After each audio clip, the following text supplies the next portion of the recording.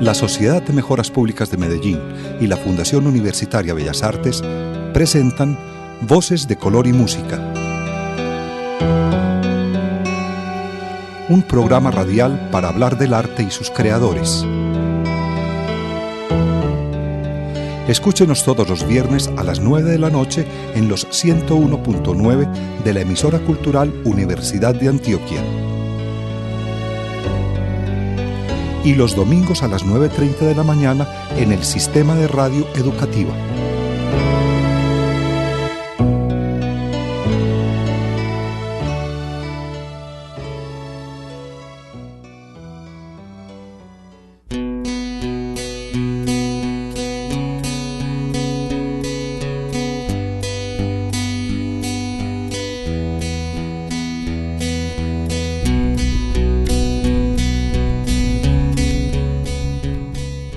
Bienvenidos, estamos en el programa radial Voces de Color y Música, un programa radial para hablar del arte y sus creadores, de la Sociedad de Mejoras Públicas de Medellín y la Fundación Universitaria Bellas Artes. Está con ustedes Carlos Vélez en la conducción. Hemos invitado nuevamente a Luz Nadina Zapata Henao. Con ella estuvimos conversando la semana anterior sobre su trabajo de investigación, el lugar de la memoria, museología y museografía en el contexto latinoamericano contemporáneo, un trabajo de investigación realizado para su maestría en estudios avanzados de museos y patrimonio histórico-artístico de la Universidad Complutense de Madrid. Bienvenida nuevamente Luz Nadina Zapata al programa radial Voces de Color y Música. ¿Cómo está? Hola Carlos, muy bien, ¿y usted? Muchísimas gracias por la invitación. Como le decía a los oyentes del programa radial, pues este es nuestro segundo programa en que estamos hablando de los museos, estamos hablando de la memoria, y quisiera que comenzáramos o retomáramos más bien un tema que dejamos iniciado en nuestra conversación anterior, y es el tema de los museos históricos. Inclusive usted en su investigación habla de in situ y de ex situ. Realmente responde mucho a esa evolución en la forma ideológica y de actuación que ha tenido los espacios de memoria. En un principio yo hablo que, si dicho pues de otra manera, la memoria posee como algunos vehículos para articularse con el hecho de hacer memoria en el tiempo. Entonces se crean temas como las fechas, ¿cierto? Como las conmemoraciones o lugares particulares, en especial porque hacen referencia siempre como a una situación que ocurrió en determinado momento. Podemos decir un ejemplo de ello, y justo, por ejemplo, el 9 de abril, el pasado 9 de abril acá en Colombia, fue el Día de las Víctimas, ¿cierto? Aquí se conmemora la muerte de Jorge Eliezer Gaitán hace 73 años, que fue como un hecho que marcó la historia del país. Tomar esta fecha y marcarla como el Día Nacional de la Memoria y la Solidaridad de las víctimas del conflicto armado se vuelve un día conmemorativo. Esto es una manera de actuación donde se comienza a pensar en la memoria colectiva, ¿cierto? Entonces como que partimos de esto, partimos como de esta idea de marcar este día como importante, un momento en la historia, para también hablar de cómo esto fue evolucionando en el tiempo. Entonces, vemos que esa memoria individual se ve ligada a la conformación de la memoria colectiva. Entonces, hablamos de un ejemplo, en caso de espacios, son los museos dedicados, por ejemplo, a los hombres ilustres, como la Casa Quinta de San Pedro de Alejandrino, en donde murió Simón Bolívar, en Santa Marta, o el Museo de la Independencia de la Casa Florero en Bogotá, que son museos de orden nacional y que dan una memoria con un orden más político y nacionalista, pero que igual están proclamando una verdad. Entonces estamos hablando pues como de unos hechos que se instauran en un lugar en donde allí se les va a hacer la memoria. En el caso de los memoriales es porque hacen una conmemoración a las víctimas, o muchas veces como a hombres ilustres, como decía anteriormente, pero todo pues como con el fin de hacer una construcción social a la fin de la relación directa que tenemos con la creación de identidad, para crear así un patrimonio en donde los recuerdos de una sociedad que se homogeneiza, los conservamos a través del tiempo como un saber, ¿cierto? Entonces por eso está ya el lugar, que es como a lo que yo me refiero como ese espacio catalizador. Entonces, para ir en ese orden, yo me refería a lo que tú me comentabas, los espacios y éxito en el lugar de memoria. Yo hablo en este caso que son estos espacios también, por decirlo así, en donde ocurrieron los hechos, en donde ocurren los hechos, en donde ocurrió el suceso. Y en el museo nos referimos ya a una distancia que existe entre el espacio, el tiempo que se refiere a la época, el espacio porque no fue en aquel lugar en donde ocurrieron los hechos y se crea por lo tanto el lugar de memoria, o por ejemplo, como yo decía en el programa pasado, Villa Grimaldi, que es en Chile, es un espacio musealizado, por lo tanto es un lugar en donde ocurrieron hechos de la dictadura, ¿cierto? Entonces es un lugar de memoria, pero como en el museo no ocurrieron estas situaciones atroces, entonces no tenemos este tipo como de herramientas visuales. Pero ahí es donde entra el accionar museológico y museográfico, como a romper esas distancias que tenemos en el lugar in situ, que es de espacio, el tiempo y el suceso. No sé si me diste a entender un poco. Sí, está muy bien. De pronto, como para terminar o aclarar mucho más este concepto, Luz Nadina Zapata, pongamos el ejemplo del Museo de Antioquia, que tanto conocemos. En este caso, el Museo de Antioquia, ¿cómo lo podríamos catalogar de acuerdo con esta clasificación que usted le está dando? Bueno, yo a los museos siempre los voy a clasificar como un espacio de memoria. Es un espacio porque allí se llevan diferentes memorias con diferentes manifestaciones plásticas, ¿cierto? Esas manifestaciones plásticas hacen referencia a tal vez a la investigación, creación que tiene un artista con una comunidad, tal vez al trayecto que el artista ha llevado porque de pronto vivió y su creación es prácticamente mera vivencial, o sea que él fue víctima también. Entonces yo lo vería en este caso de este tipo. Los museos los veo más como digo yo, catalizadores, es porque como que en este espacio hacemos una conglomeración de múltiples memorias individuales que al fin y al cabo tienen como ese objetivo principal, que es la conformación de un patrimonio que es el saber, para conformarlo como una historia de memoria. Bueno, entonces nos explica Luz Nadina Zapata ese concepto de in situ y ex situ que tiene que ver con la memoria y los museos. Y en el caso de ex situ, uno de los ejemplos que ella trae es el Museo Casa de la Memoria, que está ubicado en la ciudad de Medellín. En el programa anterior mencionábamos que en el estudio realizado por Luz Nadina Zapata estaba precisamente este Museo Casa de la Memoria de Medellín, pero también ella había hecho un trabajo con el Museo Nacional de la Memoria en Bogotá y con el Museo Memoria y Tolerancia en Ciudad de México. Nos mencionó también Luz Nadina Zapata que pues, su intención inicial fue hacer un trabajo con otros museos, pero que por temas de tiempo pues, y también de los costos, lo que significaba este trabajo, pues no se pudo hacer con los otros museos, pero quedaron estos tres como parte del estudio. Quisiera entonces, Luz Nadina Zapata, que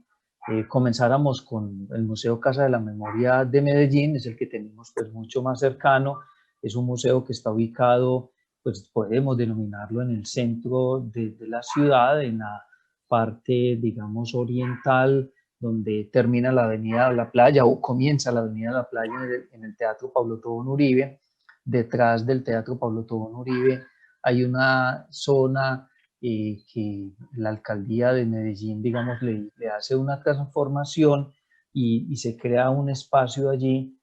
público y está allí el Museo Casa de la Memoria, que como nos decía usted también la semana anterior, pues tiene unas particularidades en su arquitectura que también son un llamado, digamos, también a ese reconocimiento con esa forma de túnel que tiene. Hablemos entonces, Luz Nadina Zapata, sobre el Museo Casa de la Memoria de Medellín.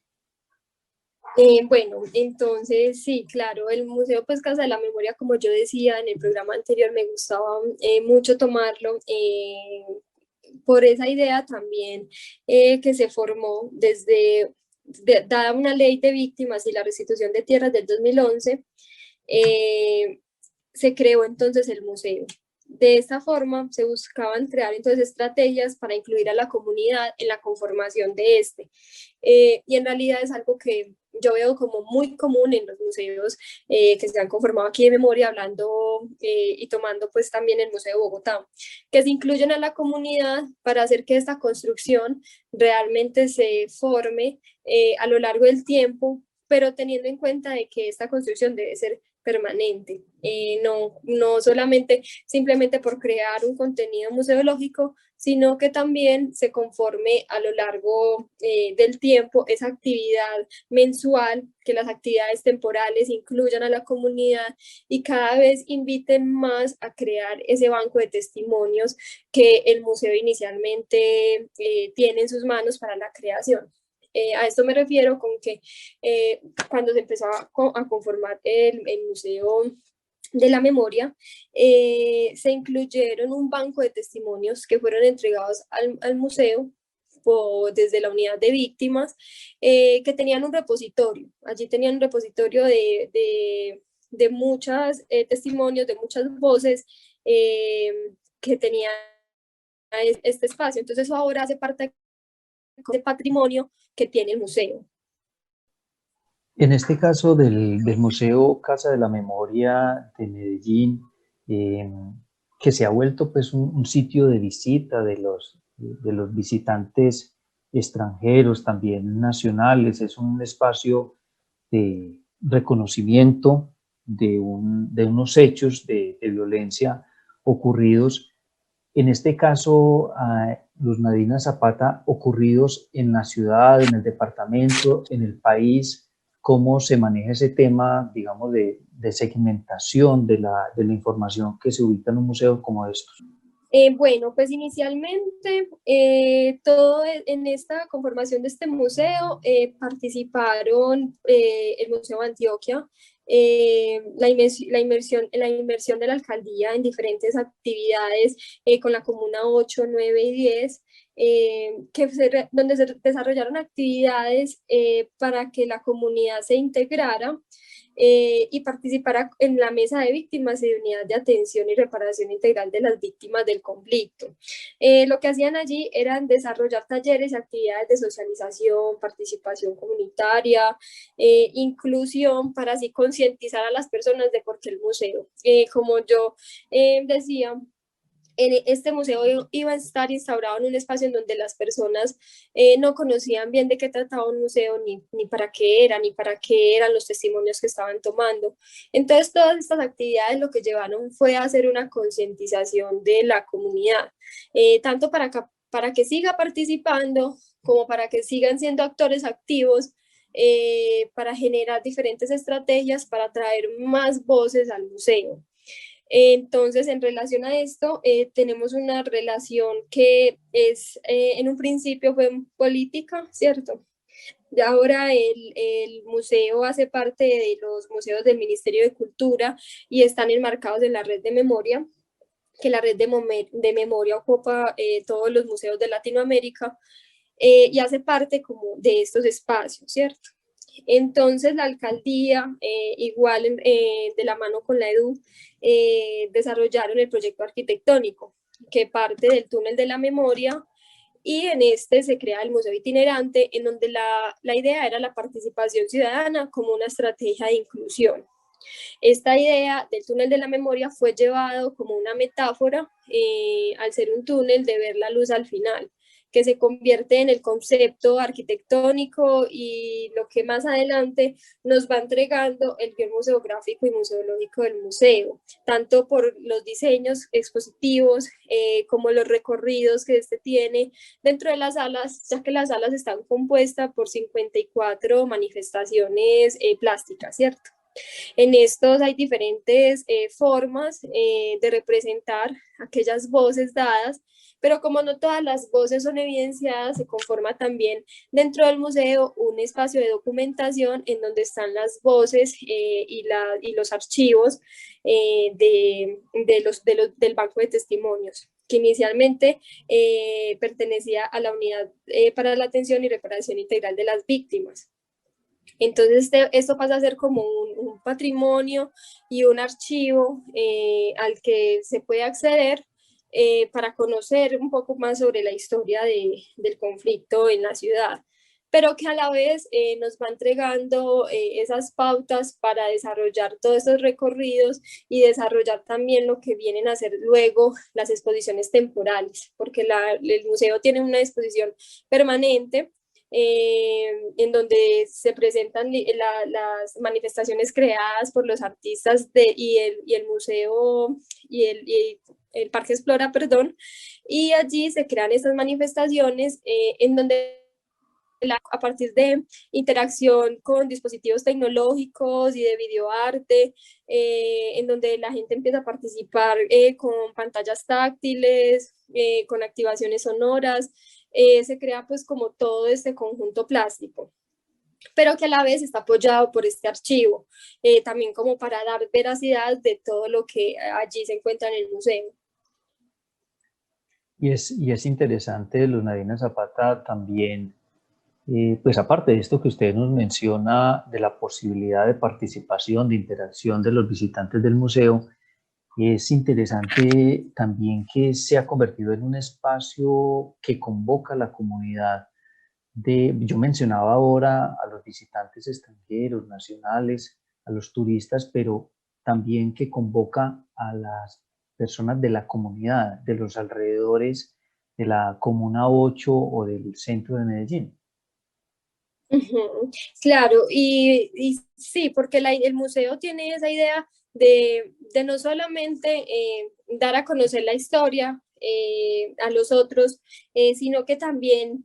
tiene como un doble objetivo, y es que a los de la comunidad circundante los invita a participar, los invita a ser partícipes de estas actividades temporales, como también al resto de comunidad que no fue víctima directa del conflicto, pero que lo conoce y que quiere entender también la historia. Entonces también estos recursos ayudan y son una mano para que construyamos esa memoria entre todos y no queden estas circunstancias en el olvido y que simplemente pasen. Luz Nadina Zapata, nuestra invitada al programa radial Voces de Color y Música. Hablemos ahora del otro espacio que usted tiene en su proyecto de investigación, que es el Museo Nacional de la Memoria de Bogotá. Usted nos decía en el programa anterior que es un espacio que estaba en desarrollo. Sí, es un espacio que está en desarrollo actualmente, también por lo que el año pasado, con todos los temas de pandemia y esto, está más lenta su reactivación, pero que igual él ha tenido su activación y participación desde diferentes ámbitos al tratar de llevar el museo y de explicar su guión museológico a la comunidad en general. Para que también sea partícipe y opine sobre la conformación de este. Es el Museo Nacional de la Memoria Histórica de Colombia, que se creó y que se ha desarrollado durante más de ya 5 años, con base también a aquellos depósitos memoriales que tiene el Centro Nacional de la Memoria Histórica y los diferentes grupos comunitarios, las organizaciones sociales y la participación de expertos y también de personas que están implícitas en todo este trabajo de creación de memoria y de dignificación de las víctimas. Entonces, en realidad fue como una colaboración conjunta con todas estas personas que cargan sus propias experiencias y advierten por la experiencia que se ha tenido con otros museos de memoria sobre a lo delicado que es el uso frecuente del concepto de la memoria del conflicto armado como un sustento conceptual en la elaboración de un museo, ¿cierto? Porque inicialmente yo lo que quiero transmitir es que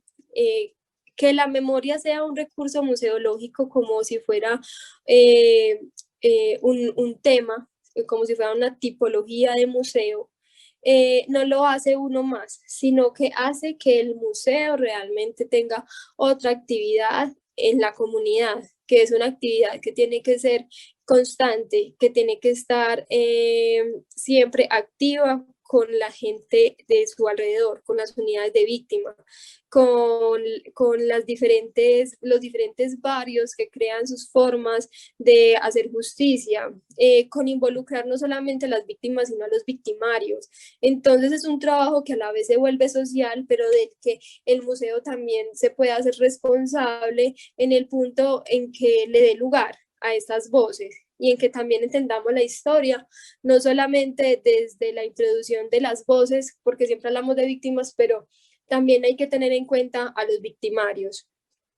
como aquellas voces que también conforman la memoria. Y así en este sentido también ayudar a crear la paz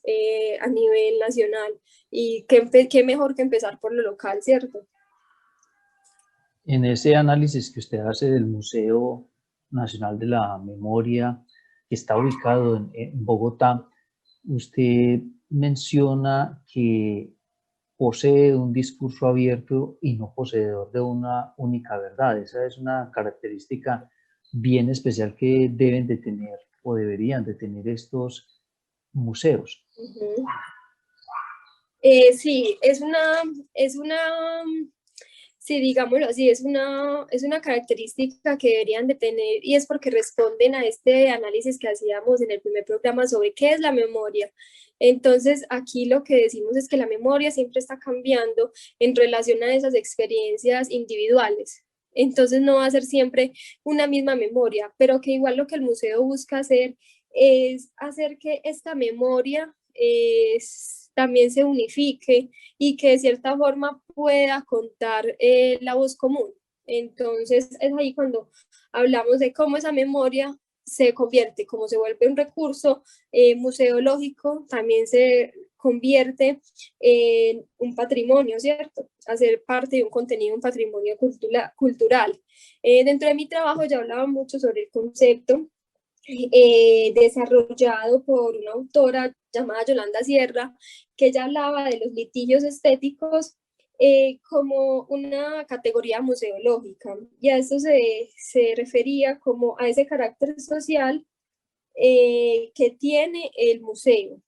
pero también se refiere a esa incorporación de los hechos victimizantes de las memorias del conflicto a un contenido patrimonial, para que así las prácticas artísticas funcionen como ese vehículo para crear un medio frente a la divulgación, al reclamo y a la demanda de los derechos vulnerados. Entonces hablamos de que sí, la memoria se vuelve un litigio, un recurso museológico, pero que a la vez está esto que nos cuentan y todas estas cuentos pues atroces, esas historias del conflicto se vuelven parte de un patrimonio cultural.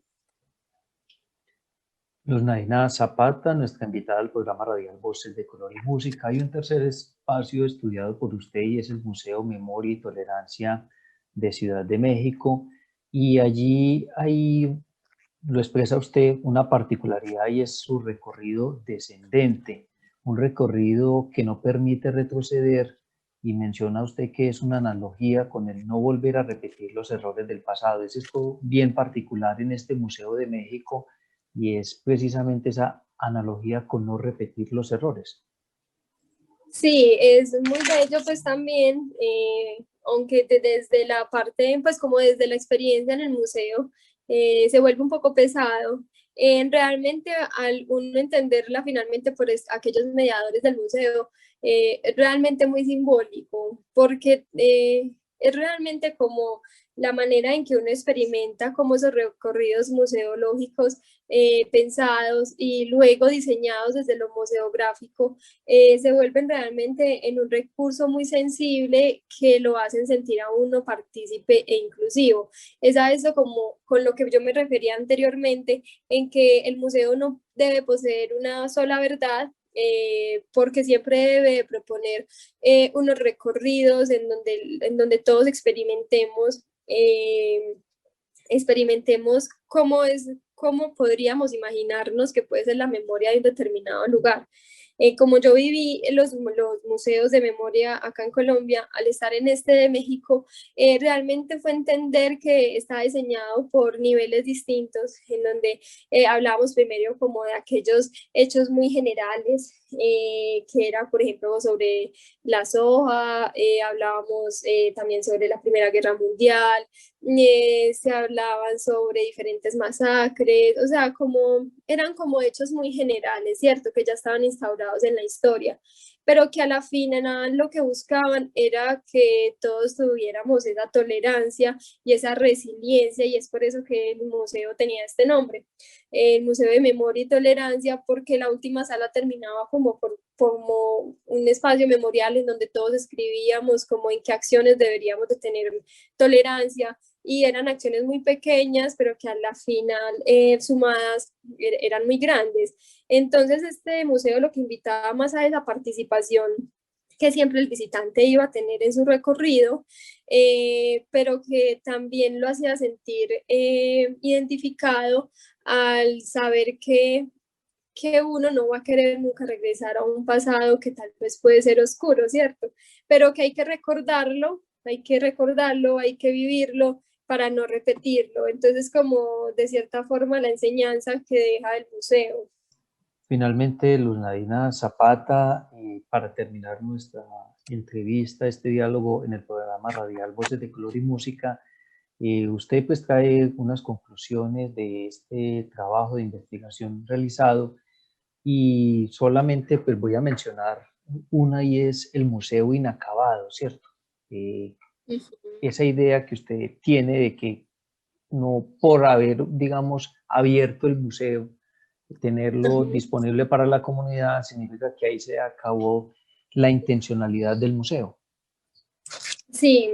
sí, realmente es una conclusión muy bonita, porque es a esto como lo que el compromiso ético debe llegar en un museo de memoria. Y es que la memoria es el reflejo de una sociedad que se está construyendo constantemente, que está creando diferentes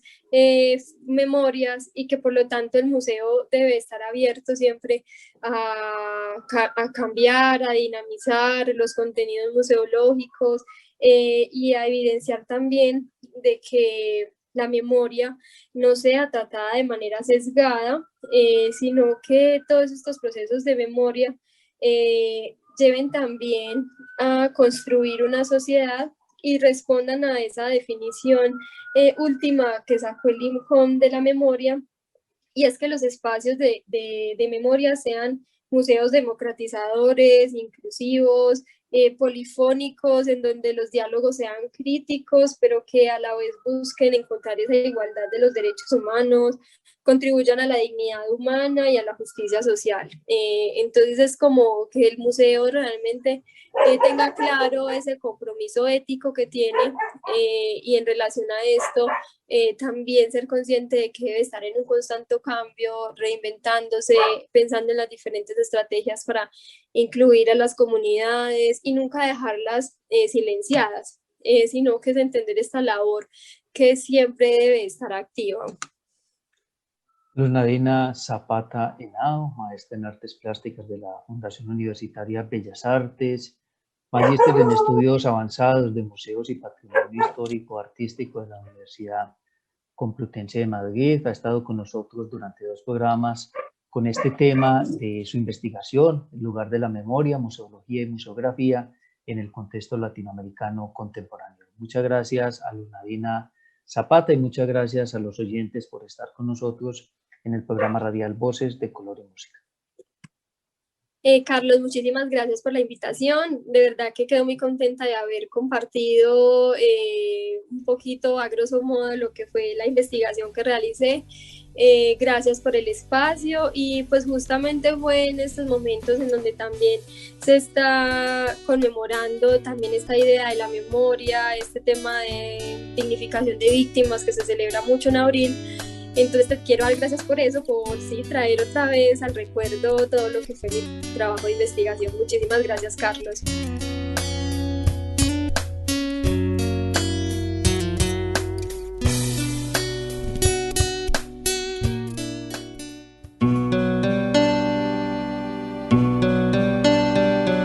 La Sociedad de Mejoras Públicas de Medellín y la Fundación Universitaria Bellas Artes presentaron Voces de Color y Música, un programa radial para hablar del arte y sus creadores. Escúchenos todos los viernes a las 9 de la noche en los 101.9 de la emisora cultural Universidad de Antioquia. Y los domingos a las 9:30 de la mañana en el Sistema de Radio Educativa.